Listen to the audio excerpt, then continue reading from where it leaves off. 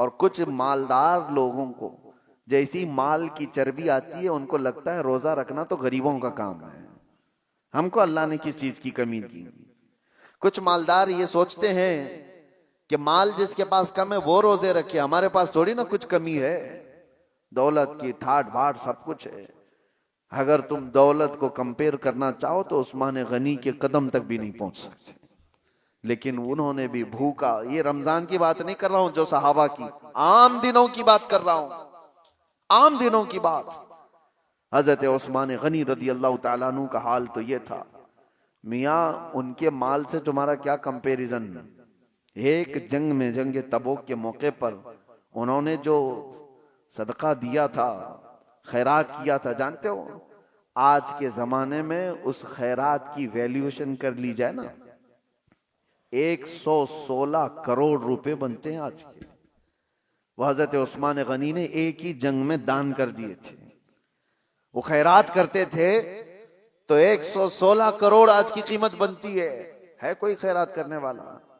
और जाहिर सी बात है पूरा माल नहीं, अपने माल का थोड़ा सा हिस्सा उन्होंने खैरात किया था। तो माल कितना था उनके पास उस जमाने में? और यही वजह है कि हजरत उस्मान गनी रज़ियल्लाहु ताला अन्हु का माल आज भी मदीने में मौजूद है, आज भी है। उनके नाम की होटल्स हैं, उनके ही खाते में जाती हैं। मदीने तैयबा की म्युनिसिपैलिटी का खर्चा हजरत उस्मान गनी के माल से पूरा किया जाता है। आज उनका माल खत्म नहीं हुआ, आज भी मौजूद है वक्फ उस्मान। मैं ये कह रहा हूं इतने बड़े मालदार, इतना कुछ उनके पास था, लेकिन जिंदगी गुजारने के लिए उन्होंने भी भूख को इख्तियार किया है, भूख को इख्तियार किया।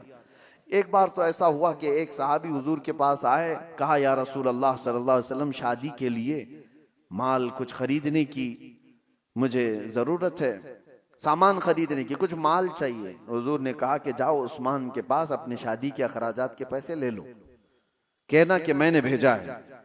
वो साहबी आए हजरत उस्मान गनी के घर पर, तो अभी वो दरवाजे पर पहुंचे थे, हजरत उस्मान की गरजदार आवाज आ रही थी अंदर से।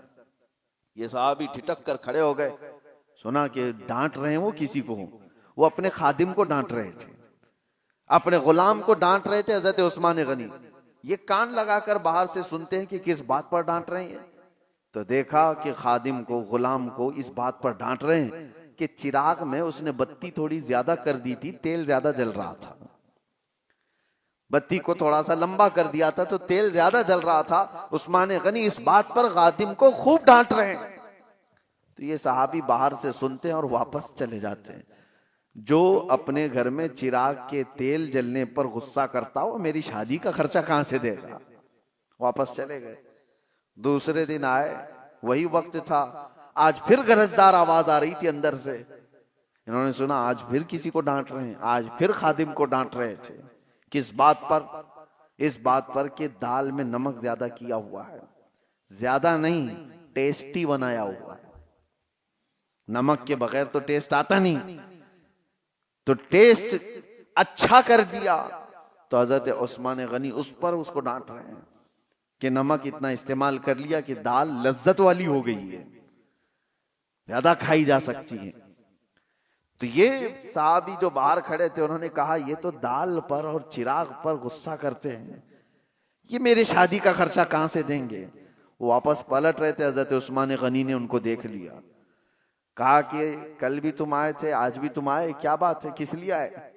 उन्होंने कहा बात दर हकीकत यह है कि अल्लाह के नबी सल्लल्लाहु अलैहि वसल्लम ने तुम्हारे पास मुझे भेजा, मेरे शादी के अखराजात आपसे मैं हासिल करूं, लेकिन आप 2 दिन से मैं देख रहा हूं गुस्से में हैं, खादिम को खूब डांटे जा रहे हैं, कभी चिराग पर कभी दाल पर। मैंने ये सोचा कि कहां मेरी शादी हो सकती है इनके माल से। हजरत उस्मान गनी ने कहा कसम खुदा की, तू क्या अल्लाह के नबी का हुक्म हो तो 70 शादियां मैं तन्हा कर दूं। लोगों के मदद के लिए मेरा माल खुला हुआ है, लेकिन जो तुमने देखा मेरे घर में वो मेरे अपने जरूरत के लिए चीजें थी। खादिम ने चिराग को, बत्ती को ज्यादा किया, तेल ज्यादा जलता गया, नमक इतना डाल दिया कि दाल ज्यादा खाई जा रही। इस बात पर मैंने गुस्सा इसलिए किया कि कल क़यामत के दिन रब्बे जुल जलाल अगर हिसाब ले ले क्या उस्मान तुझे इतनी ही रोशनी की जरूरत थी, तूने इतना ज्यादा क्यों जलाया? अगर रब तबारक व तआला हिसाब ले ले कि तूने दाल जितने पर तेरा गुजर हो सकता था उससे ज्यादा खाया क्यों, इस लज्जत बढ़ गई तेरी, तो मैं क्या जवाब दूंगा? इसलिए तरबियत के लिए मैं अपने खादिम को डांट रहा था, ये नहीं कि दूसरे को देने के लिए कभी डांटा है। ये हजरत उस्मान गनी थे जिन्होंने मालदारी के औज पर पहुंच करके भी कंट्रोलिंग दिखाया दुनिया को। आज लोग ये समझते हैं बहुत माल आ जाए तो हमारा नहीं है काम रोजा रखना, तरावी पढ़ना, ये गरीबों का काम है। और अगर तुम्हारे दिमाग में ऐसा है तो ठीक ही है कि अल्लाह गरीबों को पसंद भी फरमाता है। अल्लाह ताला गरीबों के घर रमजान भेजा है, वो रोजा भी रखते हैं और तरावी भी पढ़ते हैं, और इस्लाम गरीबों से शुरू हुआ है और गरीबों में खत्म भी हो जाएगा। मेरे अजीजों, भूख के मुतालिक एक बात और अर्ज करता हूं, कहां सहाबा इकराम ने अपने घरों में किस तरह किया। हुजूर सल्लल्लाहु ताला अलैहि वसल्लम एक दिन घर से निकले, उस वक्त भी एक सहाबी हुजूर के साथ है। कहते हैं कि रसूल पाक सल्लल्लाहु ताला अलैहि वसल्लम हजरत फातिमा के घर गए। हजरत फातिमा उस वक्त घर में अकेली बच्चों के साथ, देखा कि आवाज नहीं निकल रही है बच्चों की। हजरत फातिमा रदी अल्लाह ताला अन्हा, नहीं मैं ये बात बाद में अर्ज करता हूं। हुजूर पाक सल्लल्लाहु ताला अलैहि वसल्लम की एक दावत हुई हजरत अबू अय्यूब के घर। हुजूर पाक सल्लल्लाहु ताला अलैहि वसल्लम जैसे ही पहुंचे, उन्होंने एक बकरी का बच्चा ज़बह किया और आपकी दावत कर दी। सहाबा जो साथ में थे, 2 सहाबा, हुजूर सल्लल्लाहु ताला अलैहि वसल्लम खाने के लिए बैठे तो हजरत अबू हुरैरा कहते हैं खाने की खुशबू इतनी थी कि जल्दी से जल्दी लपकने का दिल कर रहा था, हाथ लगा दूं। जाहिर सी बात है जो बंदा 3 दिन से भूखा है वो खाने के दस्तरखान पर हाथ रखना ही चाह रहे थे। रसूल पाक सल्लल्लाहु ताला अलैहि वसल्लम ने कहा घर वालों से कि एक कटोरी और हो तो दे दो। सालन दस्तरखान पर रखा है, एक खाली कटोरी मंगवाई और उसमें सालन आधा किया, और उसके बाद जो बात कहते हैं मेरे आका, अल्लाहु अकबर। एक सहाबी हजरत अबू हुरैरा वो कहते हैं कि हुजूर ने ये दिया और कहा जाओ फातिमा के घर दे करके आओ, पिछले 8 दिन से उनके यहाँ फाका चल रहा है। 8 दिन हो गए हैं उनके यहाँ फाका चल रहा है, उनके बच्चे और उनका। ये किस घराने की बात कर रहा हूं? क्या वो घराना मोहताज था? वो घराना कोई मोहताज घराना है? पूरी दुनिया जिनके नाम का सदका खा रही है आज। और अगर वो चाह लें अल्लाह की बारगाह में ख्वाहिश भी करें, रोजाना जन्नत से जिब्राइल उनके लिए खाना ले आए। लेकिन वो घराना ऐसा था, भूख पर कंट्रोल करना सिखाया गया, भूख पर कंट्रोल करना सिखाया गया। यही तो बात है कि हसनैन करीमैन की शुजाअत को पूरी दुनिया मानती है कि इमाम हुसैन को करबला में 3 दिन भूखा और प्यासा रखकर झुकाने की कोशिश की गई थी। उनके बच्चों को, उनके खानदान को पानी बंद किया गया, खाना बंद किया गया। क्या झुका इमाम हुसैन का सर? पूरी दुनिया ने देखा। यजीद के सामने झुकना तो दूर की बात है, हाथ भी आगे बढ़ाने को तैयार नहीं हुए। वजह क्या थी? तुम आज भूख से हुसैन को आजमा रहे हो, इनकी मां तो बचपन में भूख की तरबियत दे चुकी थी। बचपन में इनको भूख की तरबियत दी गई है, भूखा रहने की आदत दी गई है। अरे रोजे इनके घर के हैं, यहां पर फाका इनके घर का है।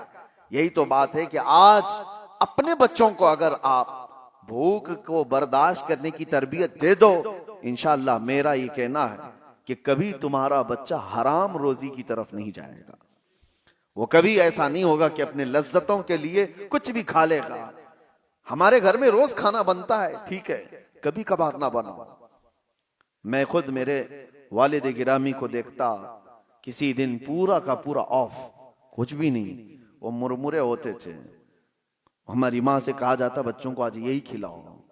हर दिन लज्जत वाली चीजें खाने की जो बच्चों को आदत हो जाती है, माँ आज बिरयानी, माँ रात को सालन, माँ आज ये चाहिए, माँ वो चाहिए। बच्चों की ख्वाहिशात पर तो हम उतावले रहते हैं, बेटा क्या चाहिए अभी। और अब तो जमाना पिज्जे बर्गर का आ गया, इधर ख्वाहिश किया कि उधर घर में आ गई चीजें। तो बच्चों को इस कदर हम लज्जतों के साथ हावी कर चुके हैं उनके खानों की ख्वाहिशात को कि वो अब बच नहीं पाते।